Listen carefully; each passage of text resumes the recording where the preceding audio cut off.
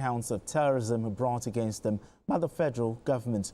Justice Emeka adjourned the case to the 19th of August for trial and ordered the remand of defendants in DSS custody.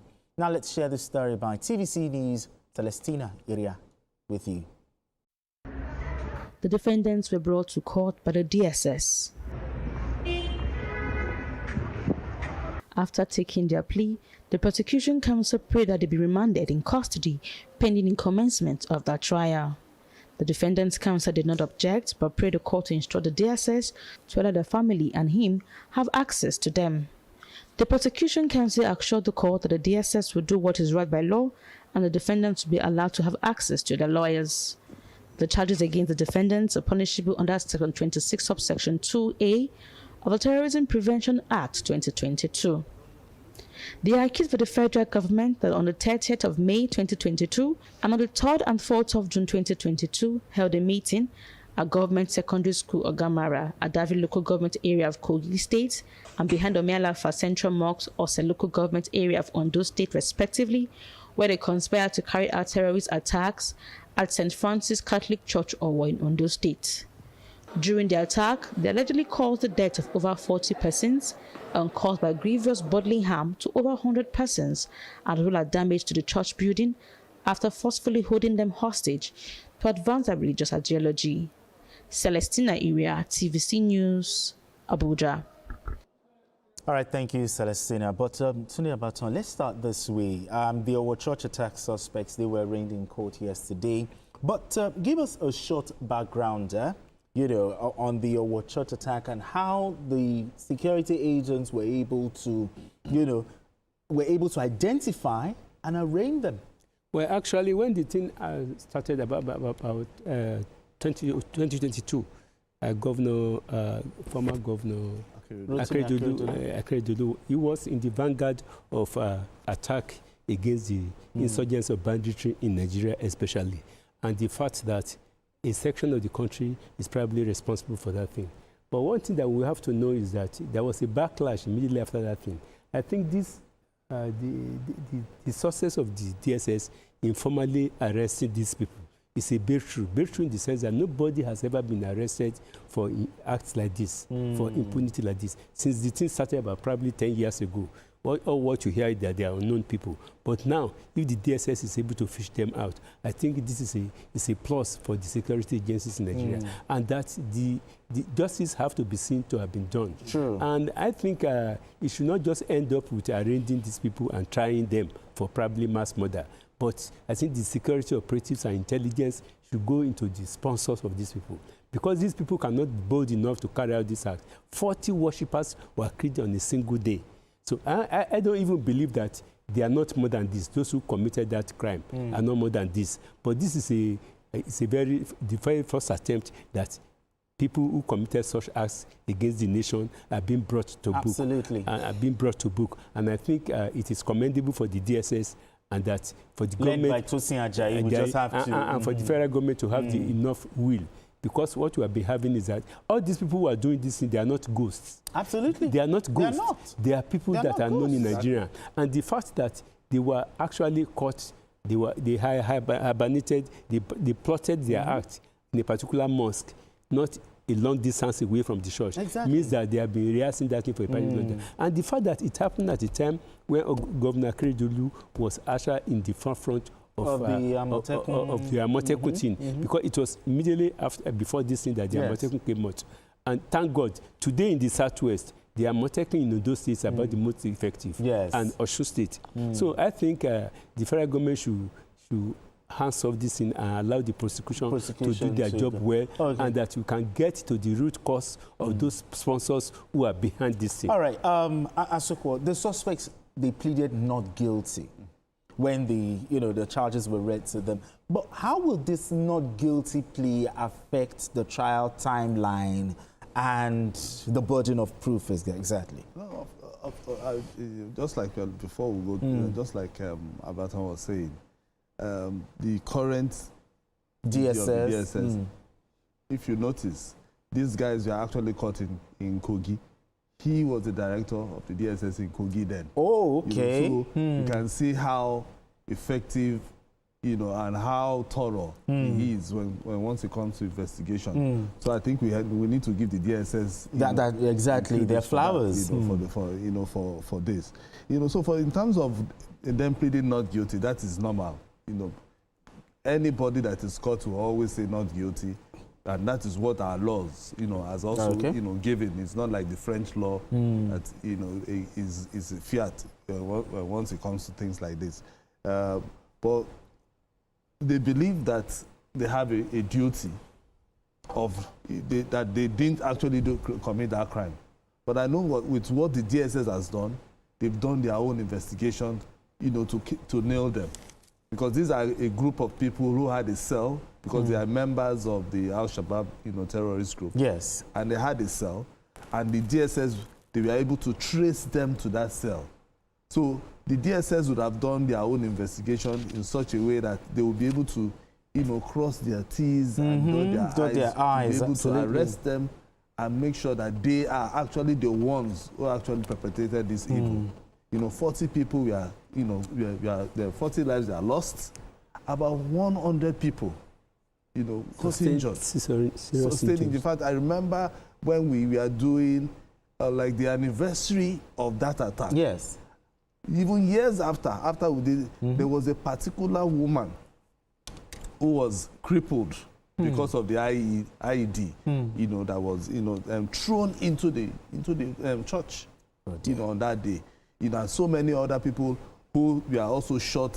Till today, that scar still lingers. What will justice mean for the people of Owo? So for those people, for the people in Owo, justice will mean that at last, God has answered their prayers. Because they were in church, praying, you know, and hoping that at least something good should happen to their lives, only for, you know, that incident to happen. Exactly. And this should also serve as a deterrent to many other groups absolutely, who are planning to attack any religious, you know, organization. I mean, when I mean any, either you are a Christian or you are a Muslim, whatever your intentions are, if you think that you will just commit crime and then the law will not catch up with you, you are just joking. Absolutely. Because when once the DSS, the police, they are out there to investigate, they will catch up with you, no matter what. But now, do you think that this trial will restore confidence in Nigeria's ability, you know, to diligently prosecute persons, suspects who carry out such heinous crimes? Well, what I think is that, if you recall, in the last 10 years, Nigerian military men, either in police or security forces that are sent out of the country on either peacekeeping missions, they have always been winning laurels. Exactly. They have always been winning laurels anywhere Nigerians find themselves, not only in the military, also in the academics, which means that Nigerians are capable of achieving anything when there is the will to do it. The mere fact that Nigerians sent aside can do that, especially the military, the police can do that in Sudan, in Niger, in Chad, in Congo, everywhere. Nigerians military men have always been winning. Especially the police officers. Which means what is lacking in Nigeria is the political will to allow the military, to allow the security agencies to do their work as they should be done. So I think that, like I said the other time, the federal government and the prosecutors should be bold enough, should be courageous enough to sustain the trial of these people and make sure that the trial is as thorough could be. If it could be as thorough could be, then the confidence of Nigerians that they will get justice, or the confidence that Nigeria will take a bold step towards stopping this act of terrorism, because we actually stop it. It is inconceivable that a group of people can be more powerful than the state. The Nigerian state is as powerful as any state in the world. So I think if this trial is brought to an end, it will have succeeded in having confidence in the people. All right, we have confidence. We have a caller right now. Tony calling in from London. Tony, let's talk. Yes, evening. Good evening. Hello. Hello? Go ahead, let's talk. Go ahead. Yes, I like what you're doing and the investigation you are doing, because it was a terrible incident when we hear this. Please keep up and make sure that you get to the bottom of these people who committed this atrocity. Absolutely. And again, such an institution, I don't know why you keep changing your numbers. TVC News should be known with number when you Google or when you do anything. Tony, we have two numbers. You can dial any of the two numbers, okay? All right. So, but anyway, just like what I asked Asuko earlier, what would justice mean for the people of Ondo State? Well, for the people of Ondo, it means that there's enough deterrent for any group of people to attempt to carry out such kind of abominable act on the life of the people of Ondo State. And for some other states in the country, they will be assured that the security forces and the government is far ready to bring to book any other of such incidents that may happen in the nearest future. Mind you, between 2022 and today, several others have happened in Nigeria. Exactly. When you go to Plateau State, when you go to Benue State, when you go to the Eastern State, the Enugu, and some other things. So if we are able to pull through this trial, and those people are served justice, then Nigeria will have sent a strong signal to insurgents, to characters like this, to stop that. And their sponsors too, that their days are numbered in the country. Now, just to round off this conversation, what lessons from the Owo church attack? May we not see this kind of event again? But in preventing this from happening again, what should be done? No, I think the governors... I apologize. We have Alaba calling in from Lagos. Alaba, I don't want to keep you waiting. Let's talk. Alaba, are you still with us? Yes, I'm with you. Good evening to you guys. Yeah, good evening. Let's talk. Thank you for having me. Yes. Yes, one of your guests, I said it all. He said because there was no deterrent, that is why evil is continuing raising up in our society. Assuming there was deterrent, those people arrested, they still have people, if they still have some lawyers that still defending them at the court of law. It's because if there was no deterrent, that is why the evil continued to be happening. Look at what just happened at the airport. Just within a month, almost 4 people attempt to disturb the airline. So let there be deterrent so that evil will stop in our society. Absolutely. Good evening. God bless you. All right, good evening. Thank you so much. Appreciate it. Just round off your thoughts on that. So I was trying to say that most state governors should be very proactive once issues like this happen. I remember immediately this happened, the late governor then, immediately, got intel that where these guys were from, and he met with that particular ethnic group, and then from there, they started the investigation from Akure before they led them, the DSS, straight to Kogi, where they were arrested. So, so state governors, from what I've learned, is that state governors must know what is happening around them. Absolutely. And then be able to give security agencies proper intel so that things like this, before it even happens, they should be able to nip it in the bud. Absolutely. All right, gentlemen, let's move straight to our next conversation. Now, the burden of insecurity often falls heaviest on those left to bear the brunt. And when this happens, it can push communities to the edge. In Yelwata community in Guma local government area of Benue State, suspected herdsmen struck again on Monday morning, killing 3 people and critically injuring 3 others. In response, women in the community took to the streets in protest, accusing soldiers of failing to respond in time and leaving the police and youths to mobilize in repelling the attackers. Okay, Tunde, Yelwata again. I mean, how come, even with security agents present, this unknown gunmen or herdsmen come in and still kill 3 people? How is this possible? Well, I don't think we actually lack the capacity to stop this thing, but we lack the courage and putting the necessary security intelligence in operating. It's not up to 1 month. I could recall, if we recall, the president went there, his wife went there. Exactly. And the chief of army staff did promise, the chief of defense staff, Christopher Musa, did promise that such a thing will never happen again and that they would double up their hands. The president even asked the IG, that what was he doing? Exactly. That he was expecting that arrest would have been made. As we talk now, no arrest is yet to be made. And what we have to know is that the people of Benue State are gradually losing confidence in the security to protect them. That explains why those people said they don't want soldiers in their community again. These people, the women, they were protesting against the presence of soldiers, which means they believe that maybe soldiers must be aiding and abetting all these people who are committing all this kind of crime. So I think government has to do something. We have to change our security tactics in order to stop this thing, because it is not yet 2 months that about 200 people were killed, even though officially the police said it was 59, but about 200 people, and many others were rendered homeless, increasing the number of people in the IDP camps. Because the moment we allow this thing to fester, the more people begin to lose confidence in the security. And the first job of any government is the security and welfare. And it will appear as if all tactics, all systems, all procedures have failed. We have to try a new way of stopping it. Asukwa, the protesters, you know, they were on the road, on the streets. They were saying that they don't want the soldiers anymore. Because even with the security presence, these people still came and they got away with it. Will you blame these protesters? Well, you will not blame them, you know, because that is, they are just venting their anger and frustration.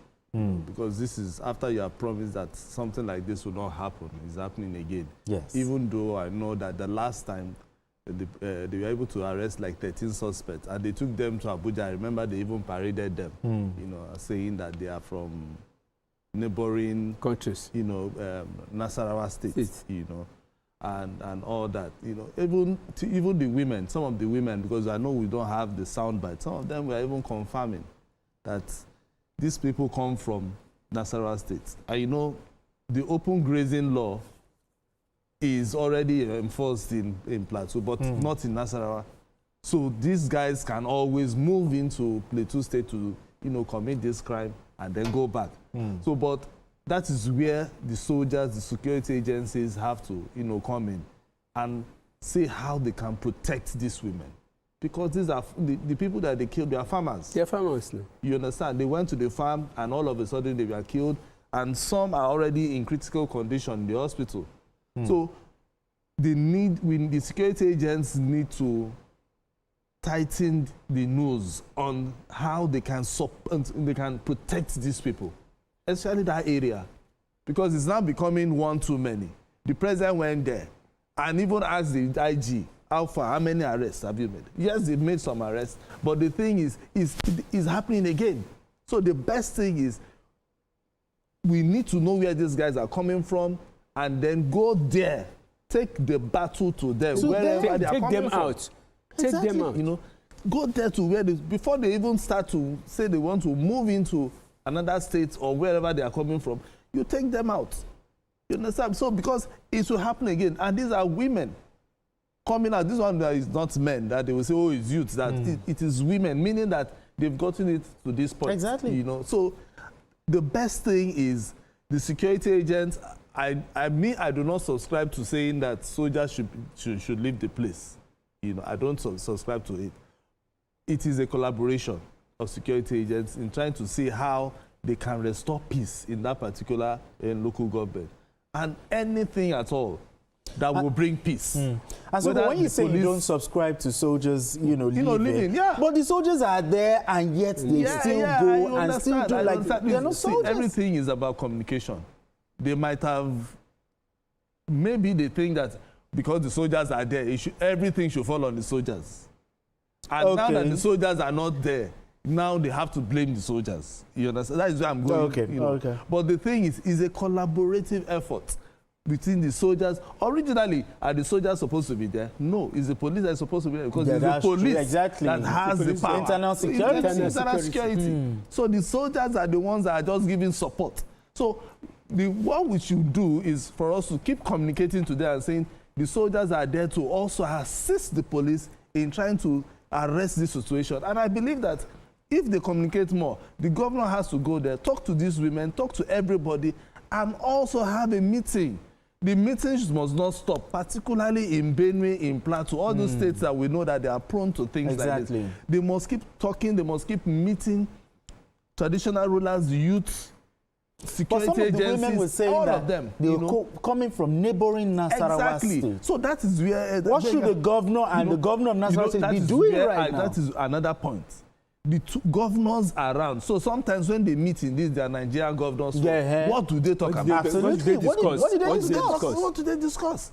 They have to start talking, because I know they have northern governors forum. Yeah, exactly. What do you discuss there? Do you just discuss, okay, there will be money, or this is how money is coming and how to...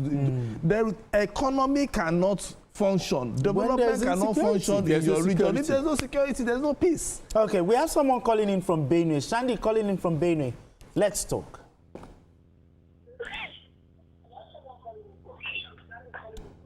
Hello, can hear you. Hello? Hello, go ahead, go ahead. Good evening, sir. Yeah, good evening. I think this security in Benue. Okay. But you remember when the president, visited, okay? They promised and everything. But the question is, why was Yelwata not properly protected? Well, I think you have to know that the Nigerian Armed Forces, Nigerian Army especially, and the police, no matter what you say, they have a limited capacity. You cannot move the whole of the Nigerian Army to a particular place. When you move them to a particular place, there will be leakages. How about some the other police? Places. Well, I think, like I said... you can see it was even the police that even repelled the police and youth. We have to take note of what the Chief of Defense Staff said. He said that he was quite sure that the leakages happened from the people who were supplying vital information to the movement of troops. Okay, so they have black legs in that community. Black legs within the community. Because the last attack took place probably 24 hours after the soldiers were drafted to the nearby community and they move in through another community, which means somebody must have supplied the information the way Boko Haram do network. So of all the things we are saying is that in spite of the fact that you have the army of soldiers, you also need intelligence. All right, Tunde, I apologize. We have Afolabi calling in from Abuja. Afolabi, go ahead. Hello. Good evening, everyone there. Yeah, good evening. Yeah, sometimes what we are discussing, it doesn't seem to be the same. What happened is that,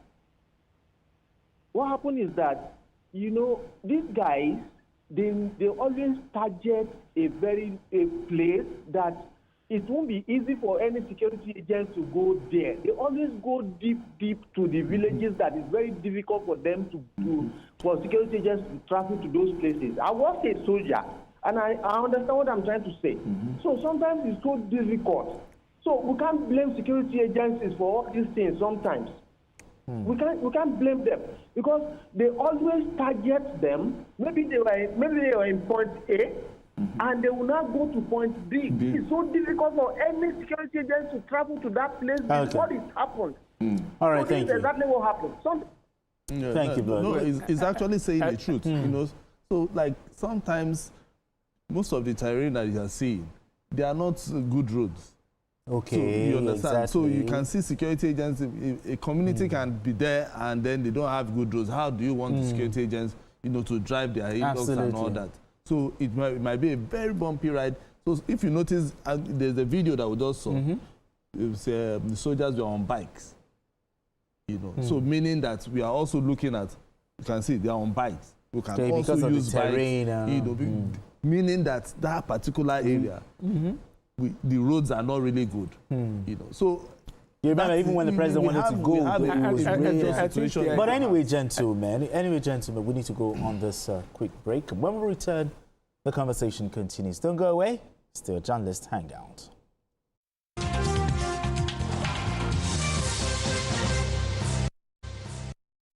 Across Nigeria, one digital platform is changing the game for resellers, business owners, and everyday entrepreneurs who need a trusted source for tech products. Introducing the TD Africa Super App, your gateway to tech products directly from manufacturers. Get access to competitive prices on a variety of products such as computers, phones, consumer electronics, printers, inks and toners, inverter solutions, and many more from brands like Samsung, HP, Huawei, Dell, Zynox, in just a few clicks. Scale your business, do seamless trade, track your orders, and maximize profits. Are you ready to join Africa's most powerful reseller network? Join millions of businesses on Super App today and be a part of Africa's digital renaissance. Visit superapp.tdafrica.com to get started. One platform, one purpose, powered by innovation.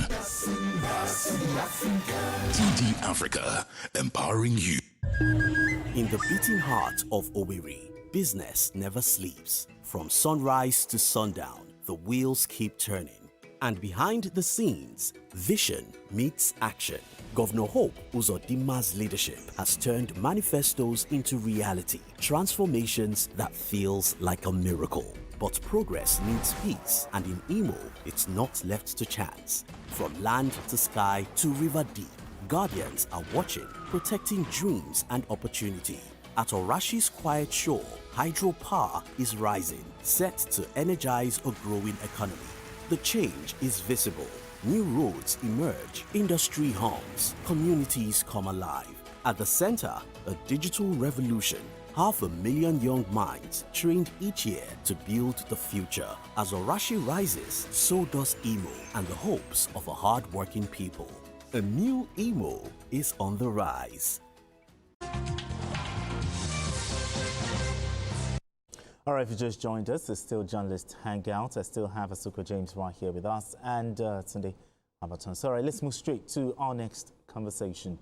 A peace deal is an agreement designed to end hostilities and foster lasting stability between opposing sides. In Katsina State, such an accord has been reached between local government authorities and armed bandits in Jibia, Batsari and Musa local government areas. The latest agreement reached in Savannah local government area was brokered by community leaders and the local government chairman.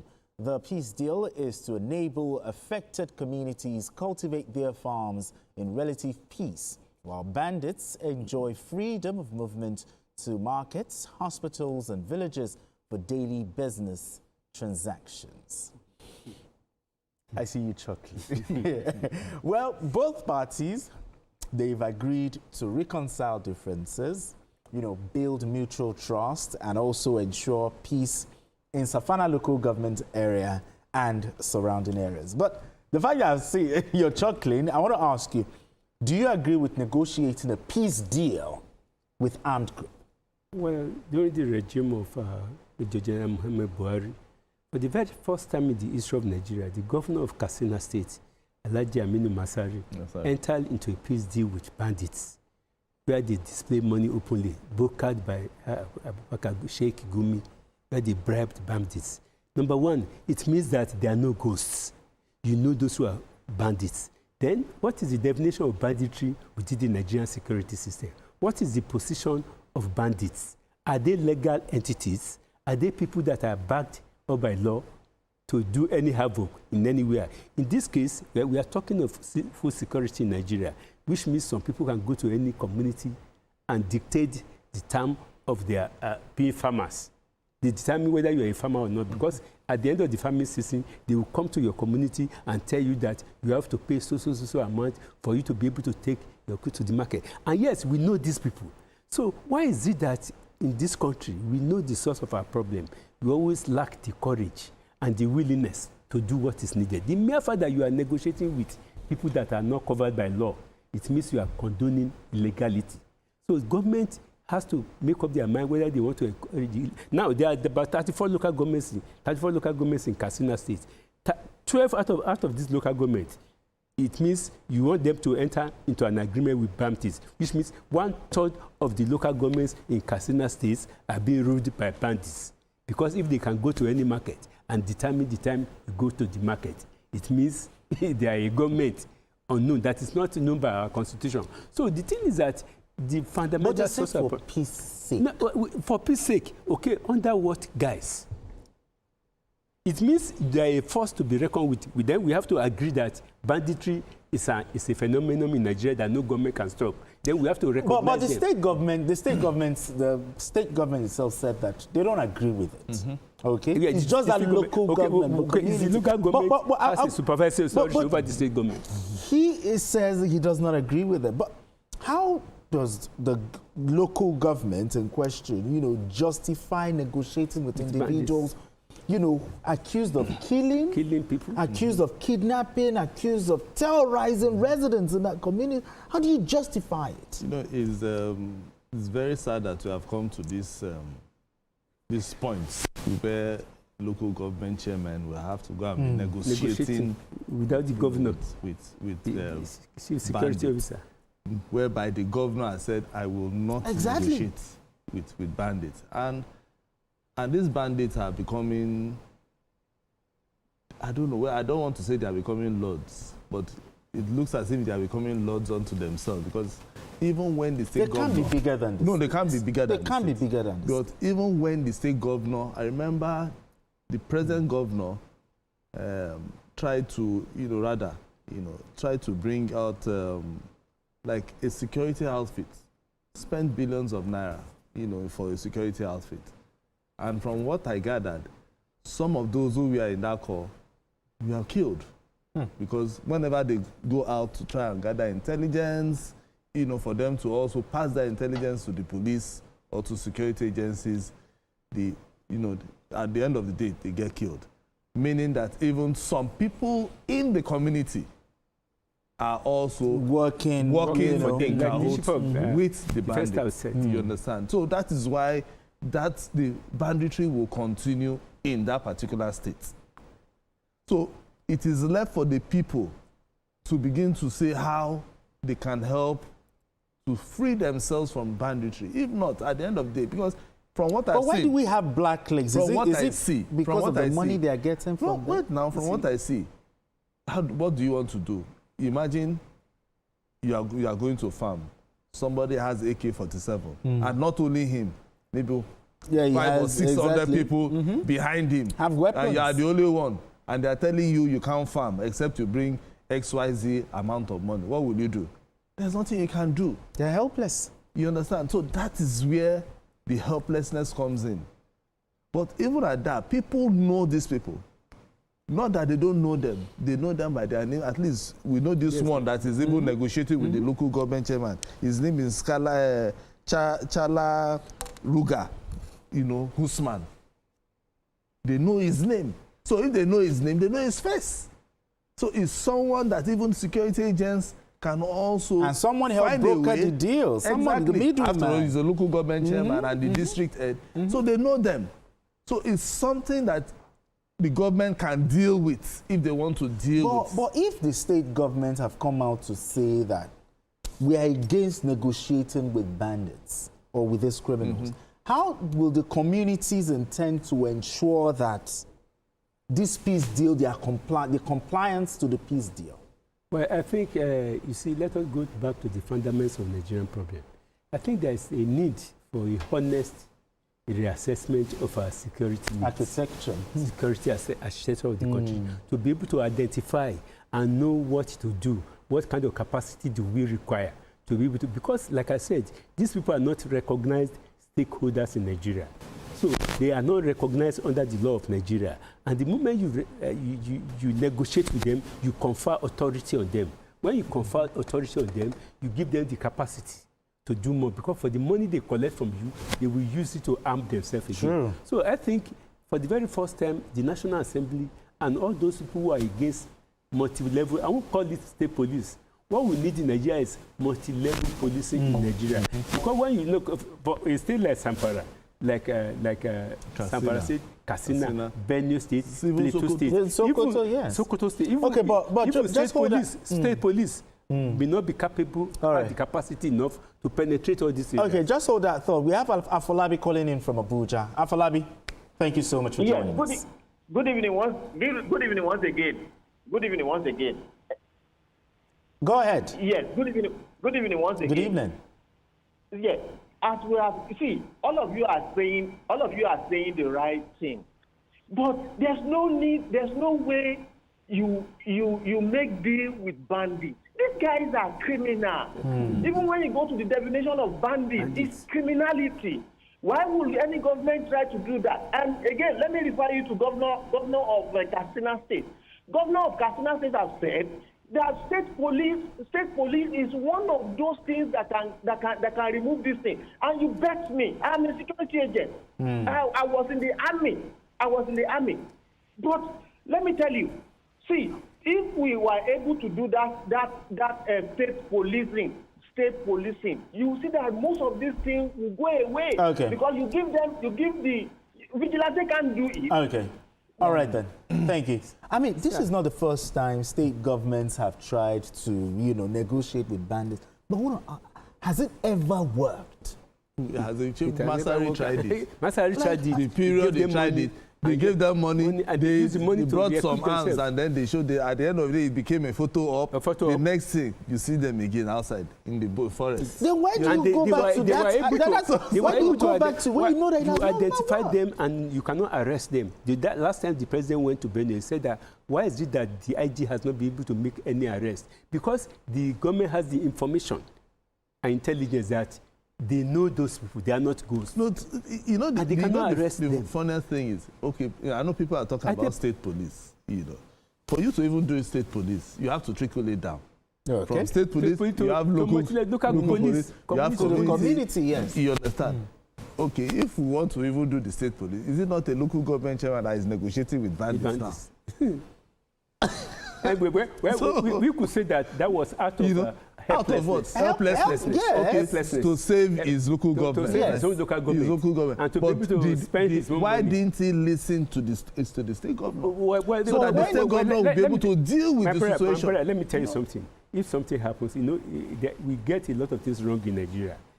Somebody who cannot successfully impregnate his wife after 5 years will tell you that it is the president. Yeah. Look, the local government is responsible for the people in his wards and local governments. Let us be practical about it. All right, today we have another caller calling in from Abeokuta. Adekunle, calling in from Abeokuta. Adekunle, thank you so much for joining us. Thank you. Good afternoon. Good afternoon. And good afternoon to your two guests. Good afternoon. Good afternoon. Talking about this insecurity, insurgency, and banditry. You see, there is something that we are missing out. If we don't remove the political aspect of this insecurity, we are not going anywhere. Because like what one of your guests said, that before you can get one of the leaders and you know him by his name and where he comes from, that means they are not ghosts. So I will always say this: if the northern elite, the northern politicians are ready to stop this insurgency and banditry, within 1 week, they can do it. But most of them are busy playing politics. With it. You can imagine these people that they call the insurgency and banditry, look at them when they are arrested. All this money that they said they are collecting, if they are really the owner of that money, they won't be looking the way they are looking.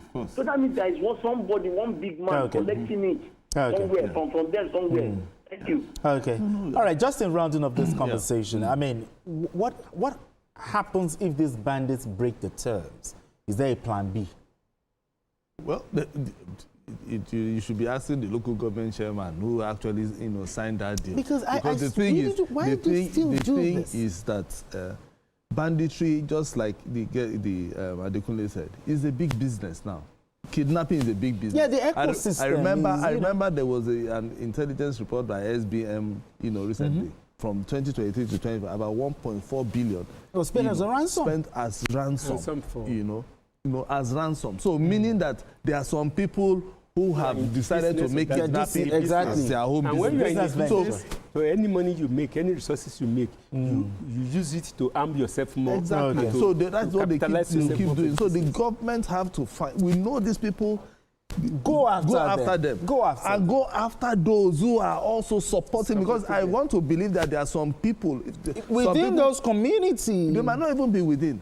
There are some people who are outside that community, arming those guys in the community for them to make sure that they collect these monies from people.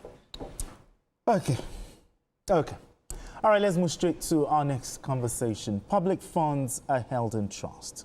And when questions arise about their use, accountability must follow.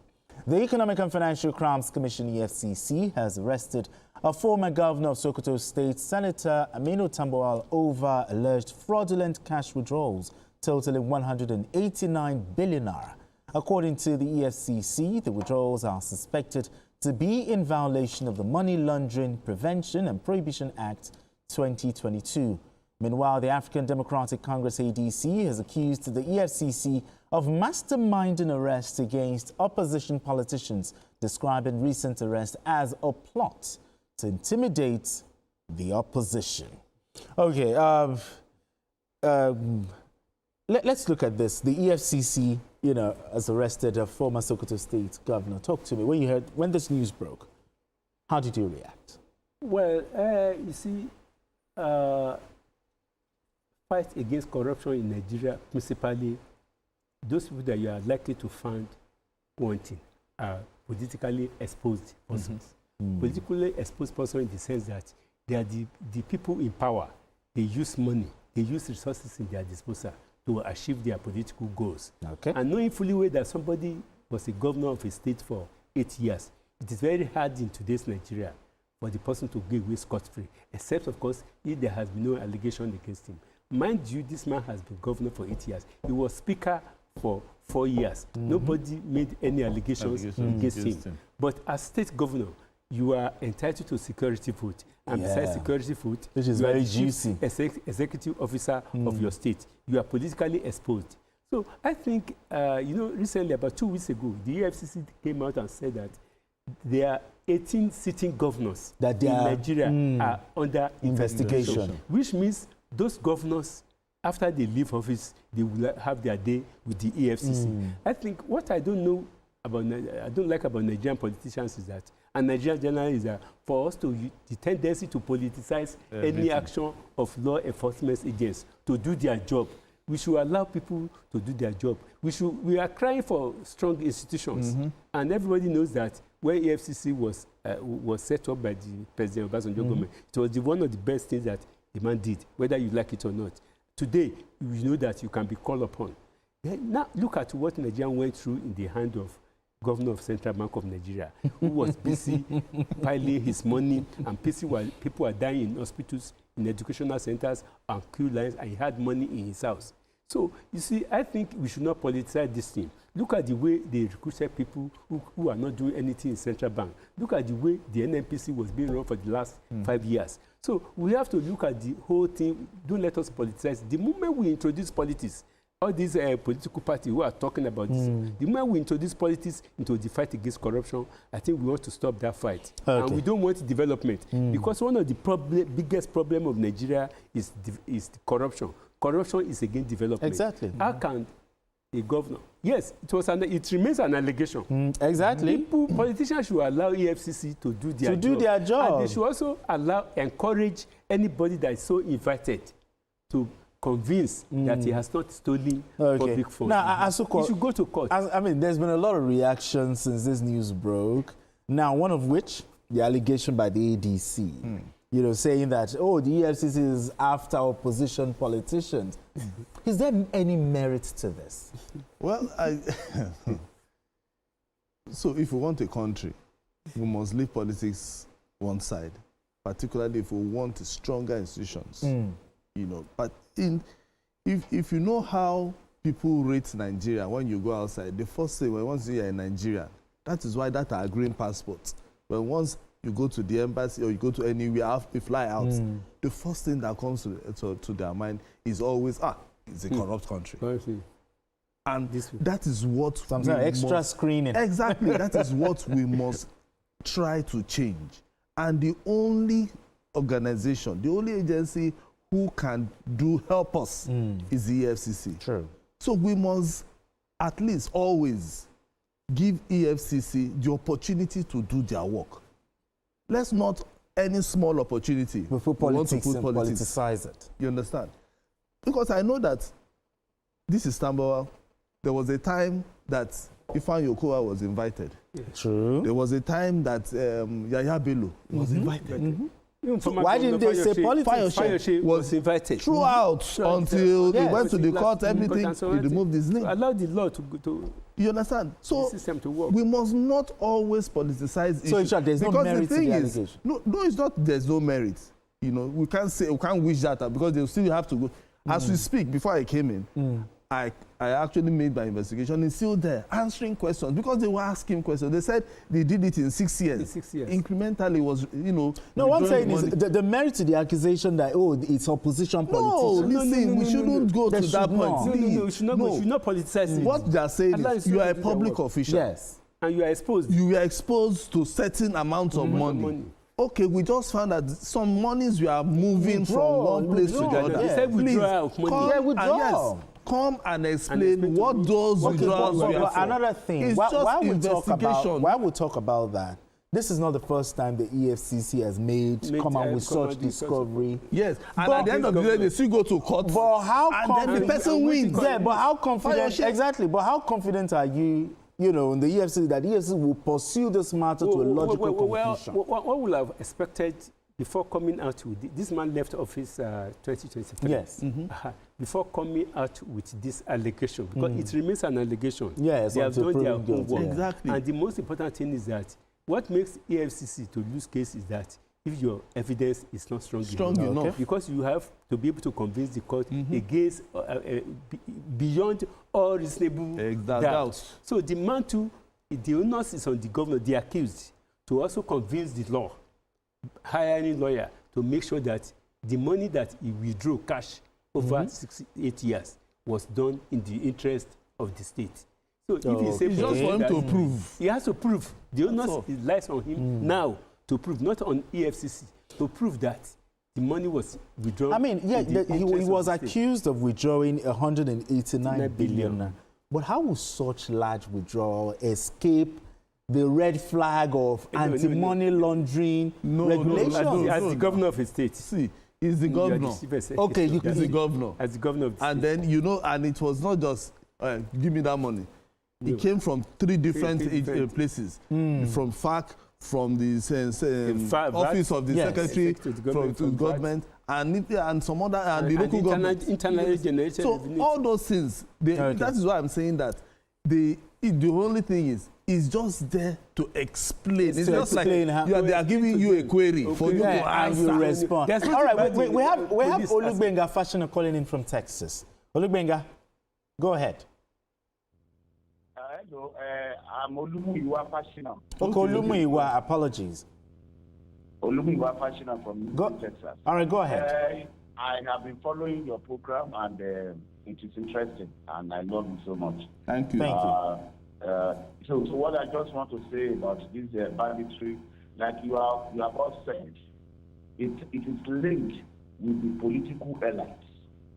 And that is why the solution is far, far, far from being solved. If the police can make an example of opening up somebody, one of the political giants, out, you will see that all these things will be eradicated. That is number one.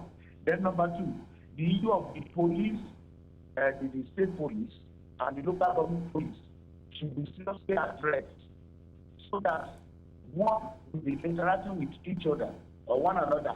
Then with the federal government security police, if they join together, all these things will be solved. All right. The foundation problem is nipping out those political giants that are behind this banditry. All right. And they are making the poor people suffering a lot. And if they can address this, then things will be better. Okay, thank you very much. Thank you so much. I mean, just in rounding up this conversation, I mean, looking at this allegation of which the ADC have alleged, of selective accusation of, investigating opposition politicians, how will you describe the EFCC under the leadership of Ola Olukoyede and the way he's handling anti-corruption fights since it took office? Let me take you back to when an attempt was made to arrest the former governor of Kogi State. Yes, especially politically exposed persons. The man said that if any power or any authority stop him from going ahead with the arrest of that man, Yes, he will he said he will resign. his position. So from that particular premise, you see, I think the thing with Nigeria is that we should not lump everybody together. You know, I was telling one young man yesterday, what's the meaning of failure? Fail, F-A-I-L, first attempt in learning. It is not the end of the world. If the EFCC under the former person failed, it does not mean that the this other person will fail. Exactly. Because the power of the EFCC rests on the political willingness of the president or those in federal authority to allow him to do his job. This man said that he should be allowed to do his work. And so far, we should not believe that because he has arrested somebody in the PDP or in APC or in ADC is being used by the federal government. And the moment we keep on doing this thing, then the anti-corruption thing will not work. And if it failed, Nigeria cannot develop. Exactly. Because how can a governor, the governor, as of right, has access to security vote every month. But when you now withdraw money, a chunk of the bulk of the money of the state, I think you should be made to explain how the money was disposed. To explain. It's an explanation. Absolutely. A query is an explanation. When they give you a query, you have not committed any crime until you are found guilty. Exactly. Explain within. Once you give this query, they say you want to kill them. You want to kill that person. So they are just asking the governor. And this thing is a wake-up call on those people who are in office today.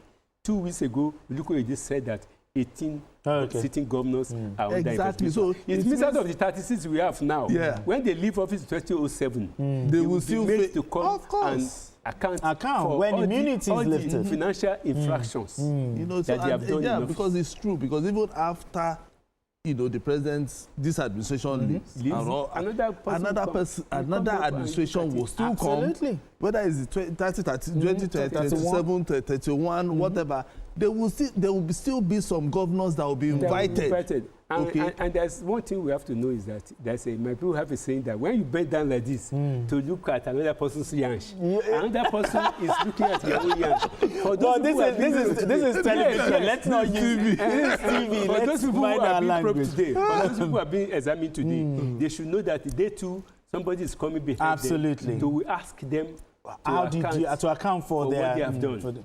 But anyway, thank you so much, Tunde Abaton. Appreciate you as always. Thank you so much for doing this with us. Asuko James, as always. Thank you so much. We are sorry.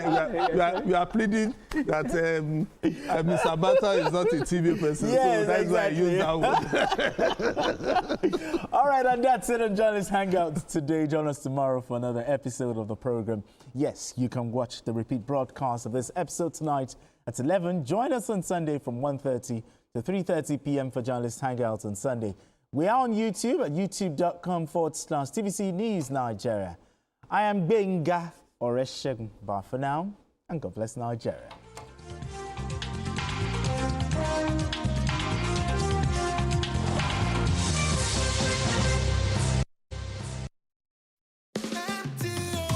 The MTN Mega Billion promo is here. Dial star 900 hash and recharge 100 naira or more before 5 p.m. and you could be a millionaire. At 7 p.m., all cash prizes will be paid directly into your Momo account. Dial star 900 hash. Start recharging now and stand a chance to win big in the MTN Mega Billion promo.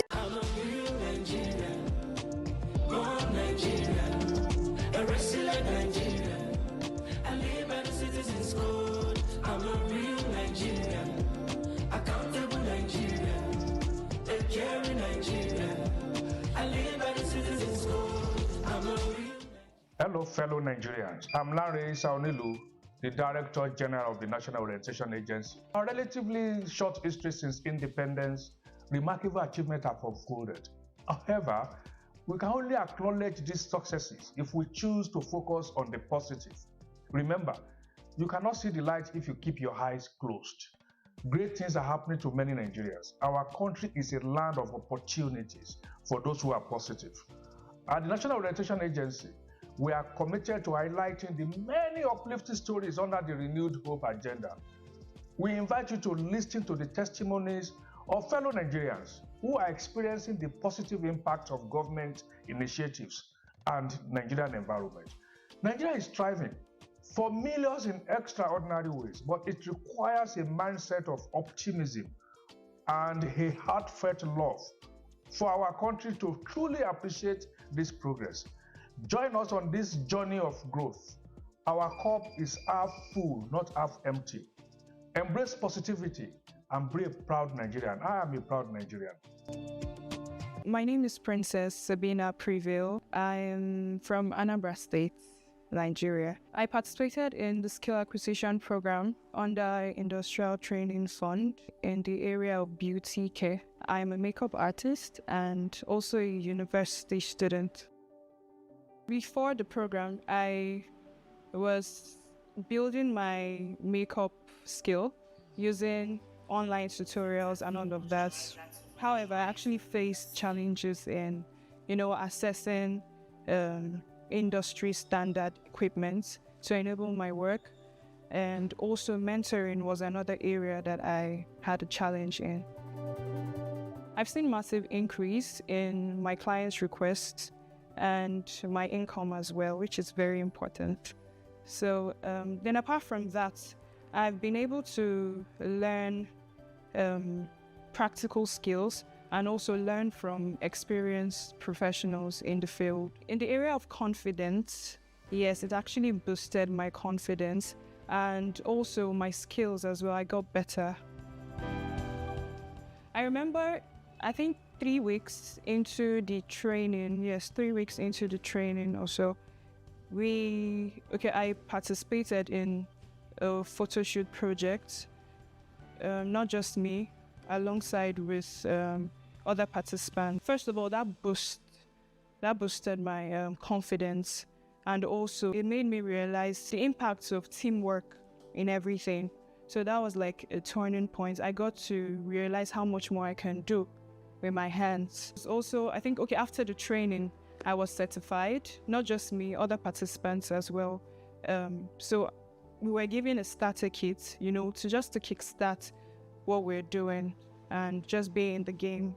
Unlike before that I struggled as a young girl, because I've always been a person who really wants to, support my mom as a widow. So with this program, I've been able to contribute to the finance of my family. And I was able to train a few people around my community, actually, some even in my church.